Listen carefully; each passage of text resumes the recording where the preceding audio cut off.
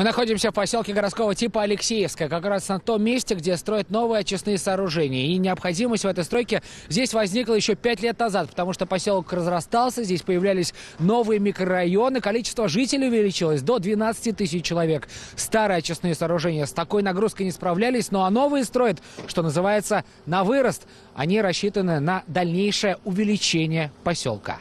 Новый объект в Алексеевском районе будет очищать 1200 кубометров воды в день. Столько же, сколько и сейчас.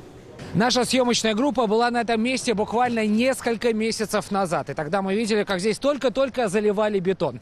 Сегодня мы наблюдаем два больших производственных корпуса общей площадью больше 1200 квадратных метров. Также здесь проведена канализация длиной почти 2 километра. И строители обещают завершить все работы до конца этого года. На сегодняшний день здесь строительно-монтажные работы уже на 80% завершены.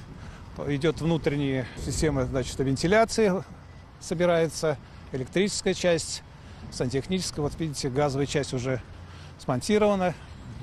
Новые очистные в Алексеевском не только сделают чище воду из крана, но и оздоровят Волгу, говорят экологи. К 2024 году сокращение стоков в реку Волга в 3 раза. Показать себя в деле и проявить всю свою мощь. Новые очистные сооружения смогут уже совсем скоро. Их ведут в эксплуатацию летом 2020 года. На все потребовалось 148 миллионов рублей, которые были выделены в рамках национального проекта «Экология». Сергей Хайдаров, Алмаз Зиединов, ТНВ, Алексеевский район.